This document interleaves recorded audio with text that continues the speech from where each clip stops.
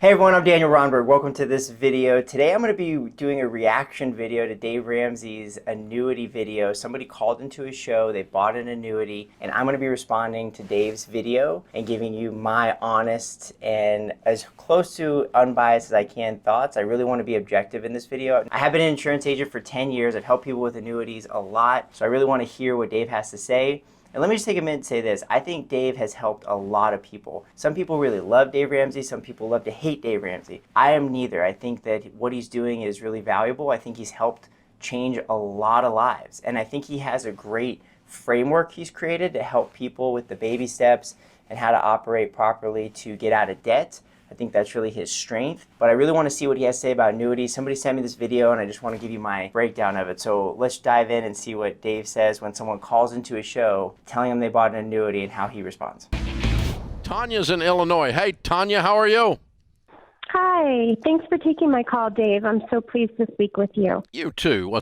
Nothing's being contributed to it, but earlier in the year, back in April, we went to the financial planning services that my company sponsors and pays for, and they did a full workup, and I had been kind of having sleepless nights because my value would go from, I'd lose like $20,000, and then I'd get, anyway, there was a lot of risk. So they suggested that I move some money, $166,000, into a traditional annuity within my 403B. Okay, so right away, the mention of the word annuity, Dave's head sinks into his hands and he becomes really visually upset about this. So I want to see where this is going. Retirement account, guaranteed.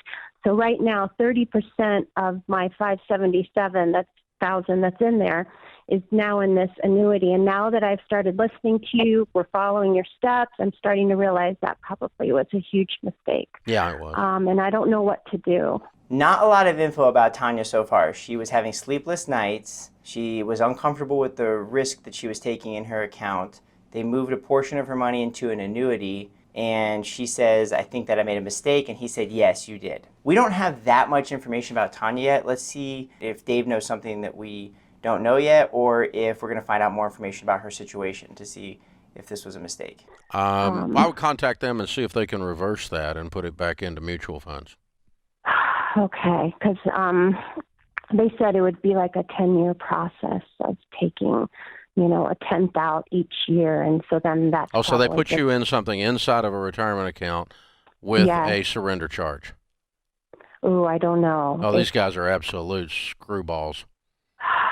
So Dave is saying that these agents are screwballs because they put her into a product that has surrender charges inside of an account that is an IRA. I've helped a lot of clients with IRAs. There's money that is what's called pre-tax, and there's money that's after tax. You can have money that's in an IRA, she said a 403B, a 401k. Those are all going to be pre-tax. Now, those same accounts can have after-tax exemptions for Roth versions, or you can have a Roth, which is you pay your taxes and then you get to grow tax deferred, but you get the money tax-free. Or you can just have money like money in the bank that's after tax, that's like cash, or what we would call non-qualified. He is saying that they're screwballs because they used a surrender charge product inside of an IRA. Now, typically, the strategy with most people in their retirement account is they don't want to take large withdrawals at any one time, because the larger withdrawal you take from a pre-tax account like an IRA, the more you pay in taxes theoretically, based on how large of the withdrawal you take.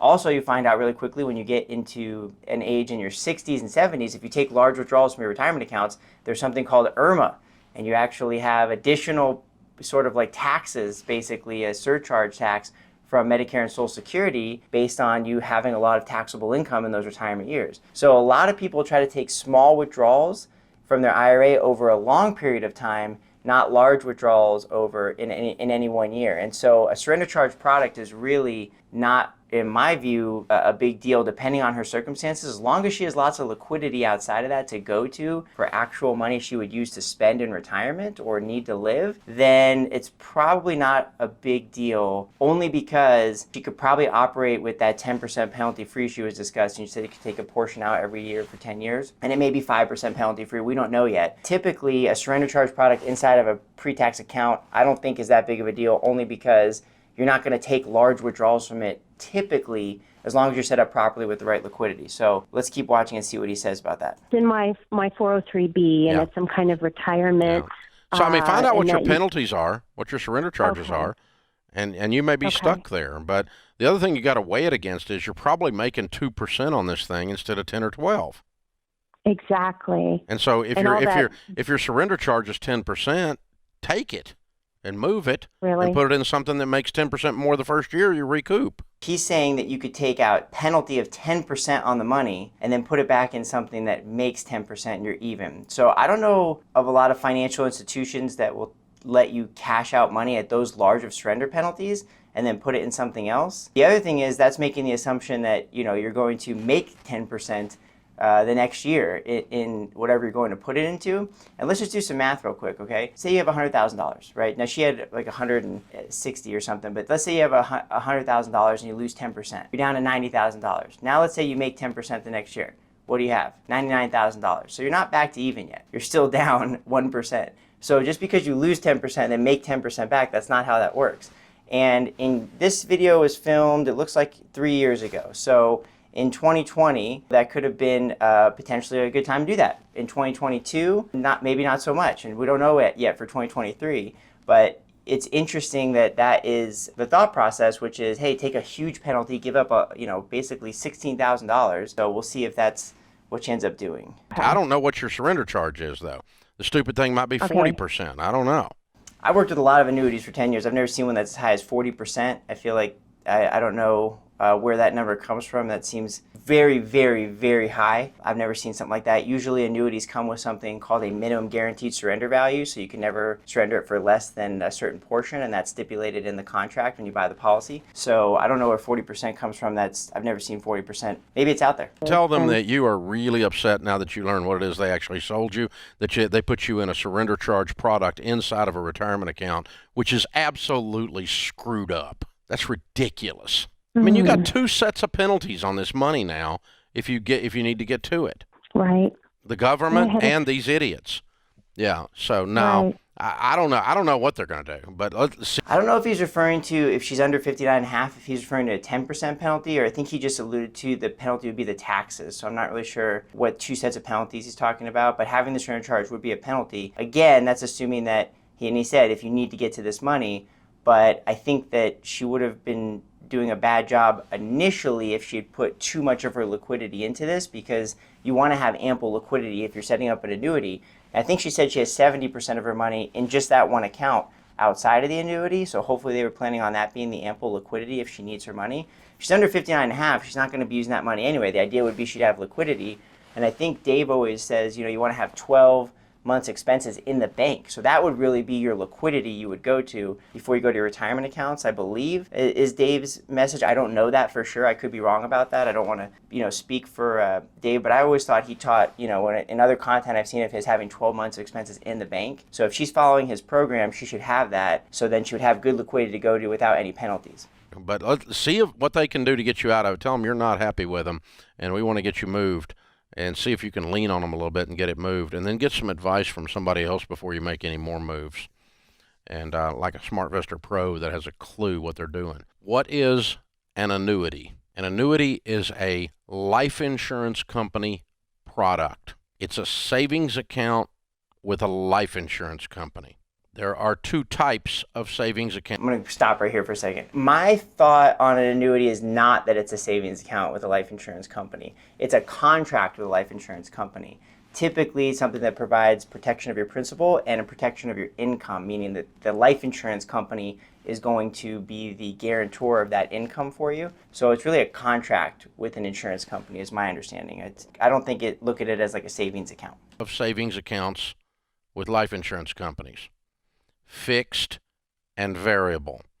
Fixed pays you basically a CD rate, 1 or 2% right now, which is what she's in. And it grows inside of an annuity tax deferred like a 401k or an IRA does. And you pay extra fees for the annuity. Typically, when you characterize annuities, yes, he's right, there are fixed and variable, but typically you characterize them in what's called immediate and deferred annuities. I mean, that's how I do it anyway, is I think of them as more like you're either picking an immediate annuity where you're going to take income immediately, or a deferred annuity where you're going to defer the income. Now, within there's a subsect of fixed indexed, single premium immediate annuities, deferred income annuities, and then variable products. So there's a bunch of different types when you get into the two versions, but I break them down in terms of immediate and deferred is how I would think of them as two different types of annuities. But the other thing that's interesting is she said it'd be a 10-year process to surrender, and he's saying that 3 years ago that rates were 1 or 2%. On a 10-year fixed annuity, if she's in a fixed annuity, those rates are generally higher than 1 or 2%. If you're in a 10-year commitment, usually those rates are, even back then, were higher, but now fixed annuities right now are paying 5 and even 6%. So you can get much higher rates in them now. Maybe during this time you can get lower rates. But the one thing that he said was you pay extra fees. Fixed annuities are not fee products. They have surrender charges. I've never seen a fixed annuity that had a fee ever, unless you add a rider to it. But if you don't add that rider to it and you pay for some type of benefit, fixed annuities, like a CD, are just no fee products. You just pick a term and a rate. So maybe there are fees in her particular retirement plan. She didn't say, so let's see what he says here. And they moved her into a substandard, horrible rate of return that she's paying extra fees for and is also tax deferred. That's redundant. There's tax deferral on the tax deferral. You can't double dip on this. You get one shot at this, and she already had all that for free because it's inside the 403B. It didn't need to be in an annuity.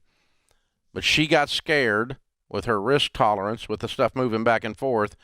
Okay, so he said that you pay extra fees and that you have tax deferral as one of the benefits. The tax deferral is just part of how annuities work with the tax code. I don't think there's fees. I mean, I've never seen a fee that you can't add a fee to and create tax deferral. It's just part of how the tax law is written. And I think she was saying she purchased it because she wanted the safety of her money, not really for the tax deferral. So I don't feel like that's really a disadvantage or advantage. I think it's just you're already in a retirement account. It's already going to be tax deferred. An annuity happens to have that benefit, but that doesn't necessarily mean that was the reason why she purchased it. So I'm not sure what that part means, but I think that he's trying to make the point that you don't need that extra tax deferral because you already have a tax deferred account, is my assessment of that. And so these goobs dropped her into this thing. Why is that bad? Because then they put you on a surrender charge, and then it takes 7 years to be able to get your money moved out of there without getting hit with some kind of a charge and gut punched. There is 0 times, never, not a case anywhere that a fixed annuity is the answer. Never. There's always something better. Anytime I've gone to get a financial license, one of the first things they teach you is there's no such thing as what's called blanket advice, where like everything is always or never, and it's always good for this person, always bad for that person. Now, I will say this, Dave Ramsey is speaking to the masses, so he's trying to help people at a large number of people. So he has to say things in certain frameworks that he builds because he's trying to help a lot of people at once. He's not sitting down individually. Now, this person he happens to be sitting down with individually, so he could take the time to go through her situation. But I think what's really interesting, and my big takeaway from this so far, is we don't know that much information about Tanya. We have not asked hardly any questions at all. We don't know when she's going to retire.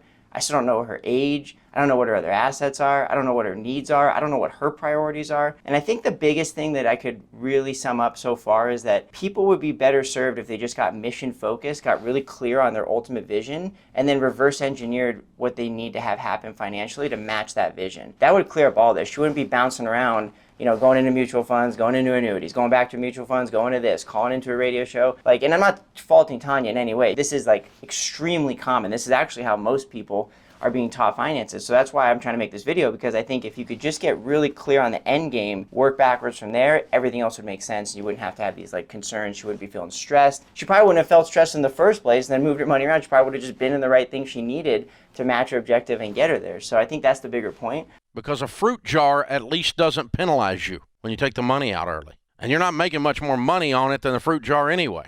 That is true. Unless you cut your hand on the lid. Then I guess you could consider that a downside. But I would agree with him there.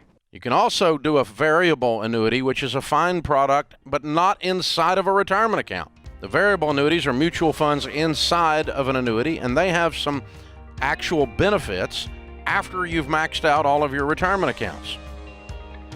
Not against variable annuities once you've maxed out everything and you've paid off your house. But you don't need to use a variable annuity inside of there because you're paying extra fees for the tax deferral and the benefits of the annuity. And you don't need to pay for that because it's already inside of a retirement account.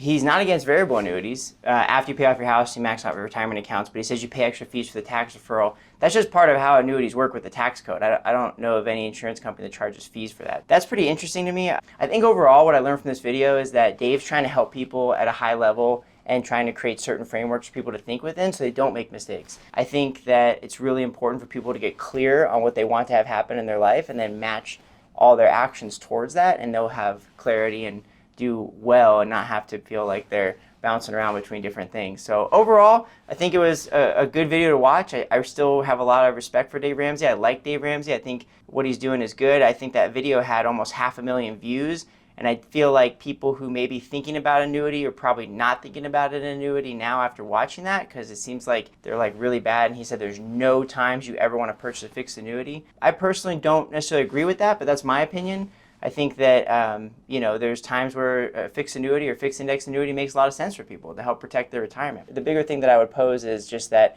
I think that it's crucial to really take time with someone to get clear on where you're going. Because there's a million questions I have for this lady to determine whether it's appropriate or not. I feel like I don't know her well enough to tell her whether an annuity is right for her or not. It sounds like she needs somebody to really sit down with her, because here's what's going to happen. She's probably going to watch that, do exactly what Dave told her, go back. Now she's going to be looking for new people to help her, and she's going to be feeling confused, she's going to be feeling frustrated, she's going to be feeling stressed. She just needs somebody who can really walk her through the process and get really clear on her objectives, and then it wouldn't matter what financial vehicle she's in as long as it's doing what it's supposed to be doing to help serve her life. I think that's the bigger message. So that's what I would encourage people to do, is try to get into that scenario. If you like the video, please subscribe it, please share it, like the video, leave comments. I'd love to do more reaction videos. I love these. I'll do any reaction video you put in the comments. Happy to make time to do that. I think these are fun. And I wanted to say thank you so much for watching.